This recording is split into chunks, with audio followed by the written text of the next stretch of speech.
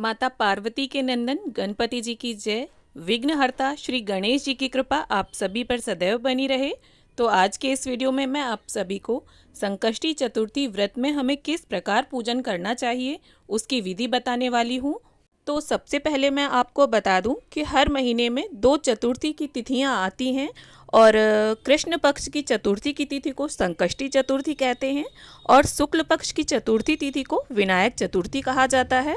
तो इस प्रकार से हर माह में आने वाली कृष्ण पक्ष की चतुर्थी यानी संकष्टी चतुर्थी साल में 12 आती हैं। और इसके अलावा अगर आप भी संकष्टी चतुर्थी का व्रत रहते हैं तो कुल 13 चतुर्थी व्रत पूर्ण होने पर इसका जो चक्र है, एक चक्र, वो पूर्ण माना जाता है और इसके बाद इसका उद्यापन कर देना चाहिए। तो दोस्तों, आज हम सभी तरह के संकटों को दूर करने वाले संकष्टी चतुर्थी व्रत की पूजा विधि के साथ साथ कुछ महत्वपूर्ण बातें भी जानेंगे। तो देखिए, संकष्टी चतुर्थी के व्रत में पूजा जो है वो 2 समय की जाती है, एक सुबह या मध्याह्न के समय में और एक रात्रि के समय में चंद्रोदय से थोड़ा पहले। तो देखिए, जिस दिन भी आपका व्रत है उस दिन सुबह सवेरे स्नानादि कर्मों से निवृत्त होकर साफ स्वच्छ धुले हुए लाल या पीले रंग के वस्त्र धारण करें। और सुबह वाले पूजन को देखिए आप अपने घर के मंदिर में भी कर सकते हैं। शाम को चौकी लगाकर इस तरह से पूजन कर सकते हैं या फिर सुबह ही आप चौकी लगा सकते हैं। तो यहाँ पर मैंने हल्दी से स्वास्तिक बना लिया है और एक पाटा रखकर उसके ऊपर लाल रंग का वस्त्र बिछा लिया है। आप लाल या पीले रंग का वस्त्र बिछा सकते हैं, पटा या चौकी कुछ भी आप प्रयोग कर सकते हैं। और स्थापना आपको ऐसे करनी है कि पूजा करने वाले का मुख या तो पूर्व दिशा की ओर हो या उत्तर दिशा की ओर। और यहाँ पर देखिए, फूलों का आसन देते हुए गणपति जी की फ़ोटो है मेरे पास, तो मैं उन्हें विराजमान कर लूँगी। आप फोटो या मूर्ति कुछ भी ले सकते हैं। और अब इसके बाद हम धूप दीप प्रज्वलित करके रख लेंगे। और दीपक या तो आप गणपति जी के समक्ष रखें या उनके दाहिने हाथ के साइड।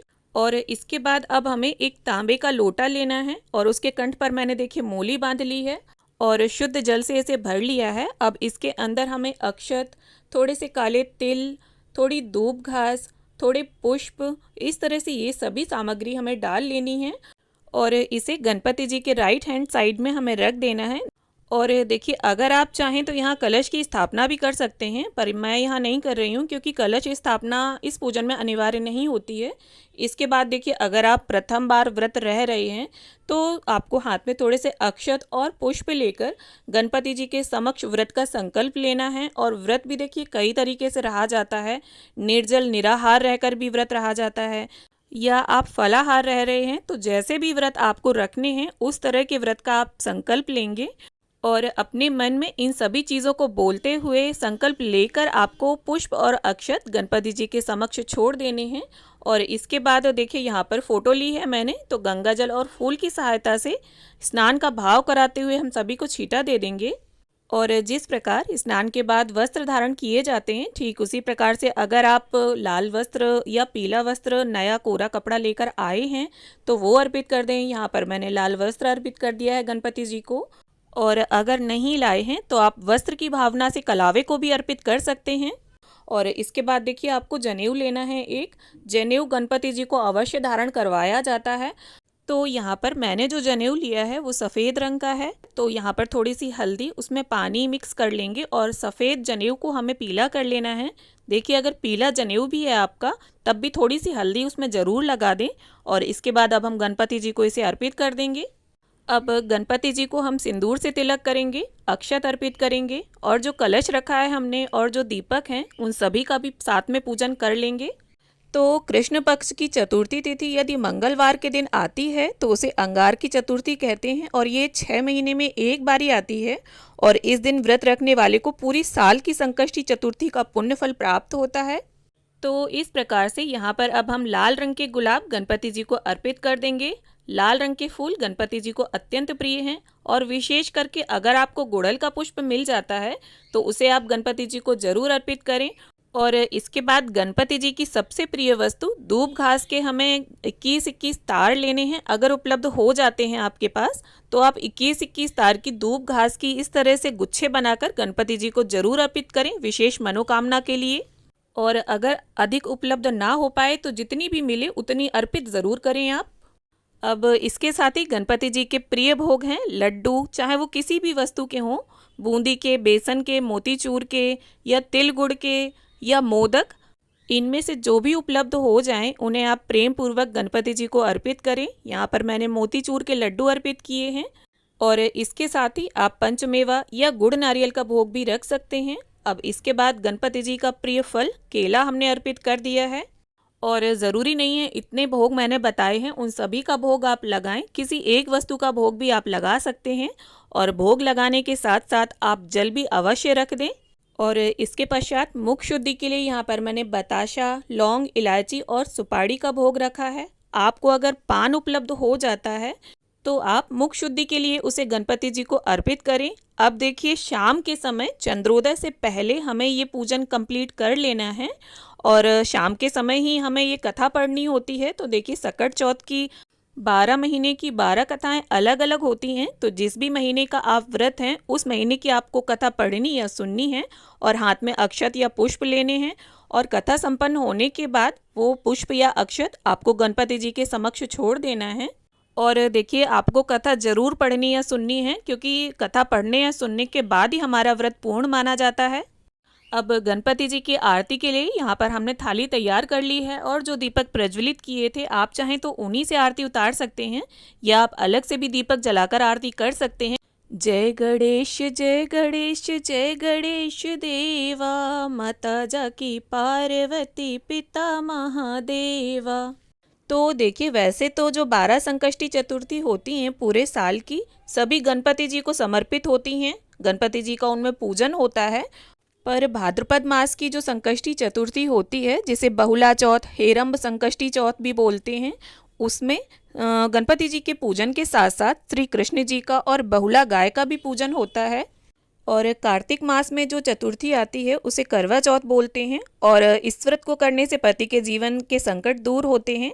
और माघ मास में जो चौथ आती है उसे तिलकुटा चौथ बोलते हैं और इस व्रत पूजन को करने से संतान के जीवन से समस्त संकट गणपति जी दूर करते हैं। तो आरती संपन्न करने के बाद आप अपने यथा सामर्थ्य कुछ दक्षिणा जरूर अर्पित कर दें। इससे पूजा में अगर कोई कमी होगी तो वो पूरी हो जाएगी। और इसके बाद जल और पुष्प की सहायता से 3 बार चौकी के आसपास जल फेरते हुए शीतलीकरण और पवित्रीकरण कर लें और इसके बाद गणपति जी के समक्ष हाथ जोड़कर उनसे क्षमा याचना कर लें और प्रार्थना करें कि वो अपना आशीष सदैव हम पर बनाए रखें और हमारी मनोकामना को पूर्ण करें। तो इस प्रकार से देखिए हमारा पूजन संपन्न हो जाता है और ये जो हमने कलश रखा था इसे हम सूर्य देवता को अर्घ दे देंगे। और ये जो भोग नैवेद्य हमने अर्पित किया है इसमें से थोड़ा सा भाग हमें गाय को खिलाना चाहिए और थोड़ा आप और आपके परिवारीजन इसे ग्रहण कर सकते हैं। और 1 लड्डू और केला आप भगवान के समक्ष रखा रहने दें। इसे सुबह आप प्रसाद रूप में सभी लोग खा लें मिलजुल कर। और जो दक्षिणा हमने निकाली है उसे आप किसी ब्राह्मण को दान कर दें और साथ में आप चाहें तो कुछ फल और मिठाई भी दे सकते हैं। अब देखिए संकष्टी चतुर्थी का जो व्रत है वो सूर्योदय से शुरू होता है और चंद्र दर्शन और चंद्रमा को अर्घ देने के बाद समाप्त होता है। तो देखिए कई बार ऐसा होता है बारिश के मौसम में जब चंद्रमा दिखाई ना दे तब आप इस विधि से भी चंद्रमा को अर्घ दे सकते हैं। और यहाँ पर ये विधि मैं चौकी के समक्ष करके दिखा रही हूँ आपको, आप छत पर भी इसे कर सकते हैं। तो यहाँ पर हमने चंद्रदेव का ध्यान करते हुए सफ़ेद चंदन से स्वास्तिक बना लिया है। अब आपको एक पात्र लेना है, लोटा लेना है। यहाँ मैंने स्टील का लोटा लिया है, अगर आपके पास चांदी का लोटा है तो आप उसे लें। और यहाँ पर सफ़ेद चंदन, अक्षत, काले तिल, रोली, हल्दी, थोड़े से पुष्प डाल दिए हैं मैंने। अगर आपको सफ़ेद रंग का पुष्प मिल जाता है तो आप वो डालें। और इसके बाद देखिए खड़े होकर दोनों हाथों में इस तरह से हमें लोटे को पकड़ लेना है और 3 बार जल गिराते हुए चंद्रदेव का मन में ध्यान करते हुए हमें उन्हें अर्घ दे देना है। अब देखिए कई बार मन में इस तरह का प्रश्न आता है कि संकष्टी चतुर्थी पर चंद्रदेव को अर्घ देना इतना महत्वपूर्ण क्यों है। तो देखिए यहाँ पर ये कथा तो शायद आप सभी को पता होगी कि गणपति जी का शीश महादेव जी ने काट दिया था और फिर उन्हें हाथी के नवजात शिशु का सिर लगाया गया था। पर क्या आप ये बात जानते हैं कि जब गणपति जी का शीश काटा गया तब उनका जो वास्तविक सिर है वो चंद्रलोक में जाकर गिरा था। इसीलिए संकष्टी चतुर्थी का व्रत चंद्रमा को अर्घ देने के बाद पूर्ण होता है।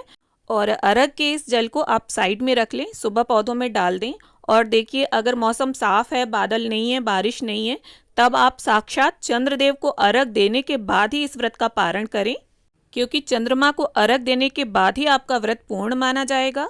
तो यहाँ पर मैं एक चीज़ आपको बताना चाहूँगी कि संकष्टी चतुर्थी के दिन चंद्र दर्शन का विशेष महत्व होता है, लेकिन भाद्रपद मास के शुक्ल पक्ष की जो चतुर्थी तिथि होती है उसमें चंद्र दर्शन निषेध होता है, पर वो शुक्ल पक्ष की चतुर्थी होती है और आप व्रत रहेंगे कृष्ण पक्ष की संकष्टी चतुर्थी, तो आपको इस तरह की कोई समस्या नहीं आने वाली कि आप चंद्रदेव को अर्घ ना दे पाएं। आप गणपति जी का विधिवत पूजन करें, चंद्रदेव को अर्घ दें और इसके बाद अपने व्रत का पारण करें और व्रत को पूर्ण करें। तो उम्मीद करती हूँ वीडियो आप सभी को हेल्पफुल लगे। वीडियो में दी गई जानकारी से आप सभी को लाभ प्राप्त हो। वीडियो अगर अच्छी लगी हो तो इसे लाइक करें, ज़्यादा से ज़्यादा शेयर करें, और अगर आपने हमारे चैनल को सब्सक्राइब कर रखा है तो बहुत धन्यवाद, और नहीं किया है तो अभी कर लीजिए इसी तरह के अन्य वीडियोज़ देखने के लिए।